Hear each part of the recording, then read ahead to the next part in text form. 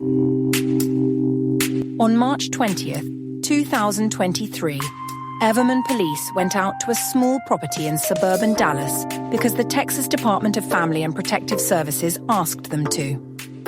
An extended relative had reported 6-year-old Noel Angel Rodriguez-Alvarez missing. Officers went to the family's home in Everman, Texas, to lay eyes on him and make sure he was okay. But they never did. Welcome to your midweek mini, here on Love and Murder, Heartbreak to Homicide. We are Kai's AI co-hosts, Jessica, Jane, and Jensen, bringing you cases that Kai has researched and written. These minis are small cases in length, but heavy in impact. If you want more stories like this, plus bonus episodes, ad-free listening, and early access, join us over on Patreon. We're a listener-funded show, so your support truly keeps this podcast going. You can join at patreon.com/loveandmurder. Join at the free tier or bonus tier, whatever works for you. Patreon.com/loveandmurder. Now let's get back to today's case. By the time police showed up, Noel hadn't been seen alive since November 2022. The last documented time anyone outside that house saw him was back in October, when he was at the hospital while his mother gave birth to twins. Staff noted he was appearing unhealthy and malnourished. After that, he disappeared from view. Inside that Everman property was a complicated family and a long history with CPS. Cindy Rodriguez Singh was born on January 30th, 1985, in Dallas, Texas. By the time of this case, she was 40 years old. She's described in official records as Hispanic, with brown hair, brown eyes, a medium complexion, somewhere between 5 feet 1 inch and 5 feet 3 inches, and weighing around 120 to 140 pounds. She has multiple tattoos on her back, both legs, her right arm, right hand, and right calf. On paper, Cindy's life had been unstable for a long time. She had a known history of drug and alcohol abuse. In 2020, she was convicted for a repeat DWI offense after crashing her car while driving with 2 of her children. That got her 10 years probation. Between 2020 and December 2021, Child Protective Services removed 3 of her children, including Noel, and placed them in foster care. Eventually they were returned to her, but then 3 of her other children stayed with their grandparents. Cindy and her husband, Arshdeep Singh, Noel's stepfather, ended up living in a red shed in Everman, along with 6 of the children. Noel was born premature on February 2nd, 2017. From the beginning, he had serious medical and developmental needs. He had chronic lung disease, visual impairment, a limp speech delay, and esotropia. He needed regular care, ophthalmology appointments, speech therapy, and medication like an albuterol inhaler. While he was in foster care, he was placed in a separate home from his siblings, a home specifically set up to handle his special needs. According to relatives and investigators, the way Cindy treated Noel stood out even inside an already chaotic situation. Family members said she was abusive and neglectful to Noel. She reportedly called him evil and claimed he was possessed by a demon, saying a demon was inside him and that he could hurt the twin sisters she had just given birth to. Instead of seeing him as a sick little boy who needed extra help, she allegedly treated him like a threat. The neglect, according to the sources, was deliberate and cruel. Cindy was known to withhold water and food from Noel. The reason she gave was that she did not like changing Noel's dirty diapers. When she caught him drinking water, she was known to beat him with a set of keys. That's the level of day-to-day abuse people describe to police. There was another layer on top of all that. Everman Police Chief Craig Spencer said Cindy idolized what they call, quote, Santa Muerte, the patron saint that offers protection to the cartel and those kinds of activities. It's everywhere within the shed. It was everywhere within the home. It was on her vehicle. So it was pretty evident to us she was idolizing and worshipping her.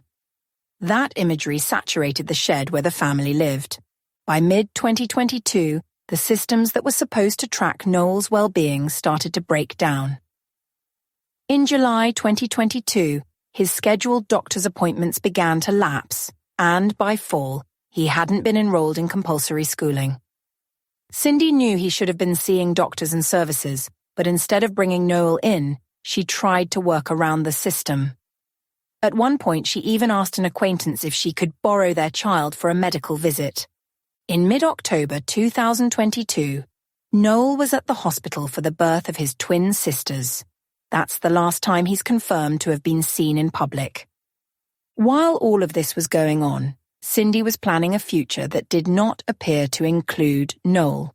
Between November 1st and 2nd, 2022, she applied for passports for her children and deliberately left Noel off the list. She was preparing documents to take 6 kids out of the country and omitted the one child who needed the most care. Around this same time, her explanations to family members about Noel started to shift into something else. She told both her mother and her brother that she had sold Noel to another woman in the parking lot of a Fiesta Mart. That's what she allegedly said happened to him, that he wasn't missing or dead, just handed off like property in a parking lot. Fast forward to March 20th, 2023. That's when Everman police showed up at the shed for the welfare check requested by TDFPS. By then, Noel hadn't been seen in months. When officers asked Cindy where he was, she didn't say anything about a Fiesta Mart. Instead, she told them that Noel was in Mexico, living with relatives of his biological father, and had been there since November 2022. The FBI was brought in, and they tried to confirm this story, however. Noel's biological father said he had no relationship with his son and had never had custody of him. There was also no record of Noel crossing into Mexico. Investigators believed Cindy was afraid that if TDFPS realized Noel was gone or saw the condition he'd been in, they would remove her other children again. Now, instead of facing another CPS case, she chose to run. 2 days after that welfare check, on March 22, 2023, Arshdeep stole $10,000 from his workplace and deposited $8,000 of it into a bank. That same day, Cindy, Arshdeep, and 6 of their children drove to Dallas-Fort Worth Airport. They then boarded an international flight bound for Istanbul, Turkey. Based on their internet searches, authorities believed they intended to continue on to India. Investigators confirmed that Noel wasn't present, didn't board, and was not on that flight. That March 22nd flight was the last confirmed time anyone saw Cindy. Once it was clear that Noel wasn't with them, the case escalated fast. On March 25th, 2023, an Amber Alert was issued for Noel Alvarez Rodriguez. 5 days later, on March 30th, 2023, a felony warrant was issued for both Cindy and Arshdeep for abandoning and endangering a child. The focus shifted from where is Noel to what happened to Noel, and where did Cindy go? Back in Everman, investigators dug deeper into the property the family had just fled. On April 11, 2023, cadaver dogs alerted on a carpet Arshdeep had thrown away from the shed. The dogs signaled there had been human remains on that carpet at some point. Sniffer dogs also detected human remains at the newly constructed concrete patio that had been poured on the property. The same patio Cindy had insisted be built right before they ran. The patio was demolished and the surrounding area was searched, but Noel's body was never found. As of now, Noel is presumed dead. In May 2023, Everman honored him by naming the new playground expansion at Clyde Pittman Park what they called the Noel Angel Alvarez Playground. They even replaced his middle name with the word Angel, because they didn't want the tribute associated with Cindy. The playground opened November 20th of that year. While the community mourned, the legal system moved forward. On October 30th or 31st, 2023, a Tarrant County grand jury indicted Cindy on capital murder of a person under 10 years old, 2 counts of injury to a child, and 1 count of abandoning a child without intent to return. The capital murder charge meant prosecutors believed they could prove she intentionally caused Noel's death. And in Texas, capital murder is the most serious thing you can be charged with. On November 2nd, 2023, the U.S. District Court issued a federal arrest warrant for Cindy for unlawful flight to avoid prosecution. Once that federal warrant hit, the FBI officially joined the hunt. By August 29, 2024, they announced a reward of up to $25,000 for information leading to Cindy's arrest and conviction. At this point, investigators believed she still had ties in both India and Mexico, and she had gone completely off the grid. There were no sightings, no calls, no withdrawals, no online activity. Nothing. Then, on October 3, 2024, Interpol issued a red notice for Cindy. That meant international law enforcement agencies were officially told to stop, detain, and hold her for extradition if they found her. An extradition packet was sent out to countries where she might be hiding, including India. But it wasn't until July 1, 2025, when Cindy was added as the 537th person on the FBI 10 Most Wanted Fugitives list. The reward was jumped to $250,000. FBI Dallas Special Agent R. Joseph Rothrock said adding her to the 10 Most Wanted list put the case in the eyes and ears of citizens across the country and around the world. And he said they were confident that this publicity will culminate in her arrest. Chief Spencer said, "The addition of Cindy Rodriguez Singh to the FBI 10 Most Wanted Fugitives list marks a powerful moment in our unrelenting pursuit of justice for Noel. This is a promise we made to him and to this community that we would never stop until those responsible are held accountable." And it worked.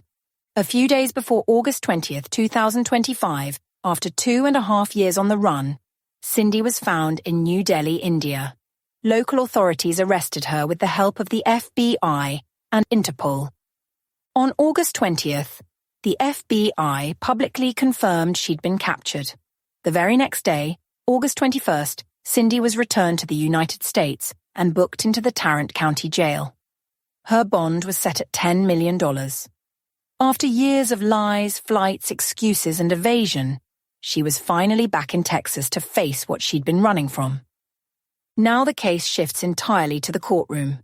Prosecutors must build a capital murder case without a body, something that's difficult but absolutely possible in Texas.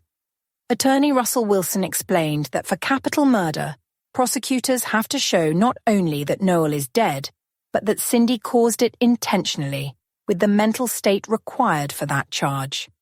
He said investigators' next priority is to figure out where Noel's body is or gather enough evidence to establish how he died. Prosecutors will also have to decide whether they'll pursue the death penalty. In Texas, capital murder automatically carries life in prison, but in certain cases, especially when a child under 10 is involved, can be eligible for death. Attorney Wilson said those decisions will run parallel to the evidence-gathering process. As for Arshdeep, the situation is less clear. His whereabouts after Cindy's arrest aren't known based on Kai's sources, and it's unclear whether he'll face additional charges. What is clear is that Noel's absence still weighs heavily on the community. FBI Special Agent Pants Kichev said, "None of us will ever forget Noel. I believe, and I can speak for the investigative team, including the state, local, and federal investigators as a unit, that her arrest will play a significant part in locating Noel's whereabouts." This case has stayed fresh in the minds of Everman residents and investigators across North Texas. And even without a body, what investigators do have is a timeline filled with missed appointments, medical neglect, children living in a shed, demon accusations, cadaver alerts, a demolished patio, a flight out of the country, a missing 6-year-old, and a mother who never once tried to help find him. In the end, everything comes back to the same simple truth that investigators keep repeating. Noel deserved better, and Everman has not forgotten him. As of now, I have to say that this case is still ongoing and everything said here is all alleged. And that's all we've got for you in today's Midweek Mini. What did you think of this case? Let us know in the comments below or in the Patreon. We always want to hear your thoughts. If you want more episodes like this, plus full bonus cases, ad-free listening, and all the extra content that Kai doesn't put into the regular feed, join us over on Patreon. Patreon.com/loveandmurder. Your support truly keeps this show going, and it helps us continue being a voice for the victims. Sign up now at patreon.com/loveandmurder. Thanks for hanging out with us today. Thanks for your support, and we'll see you in the next episode.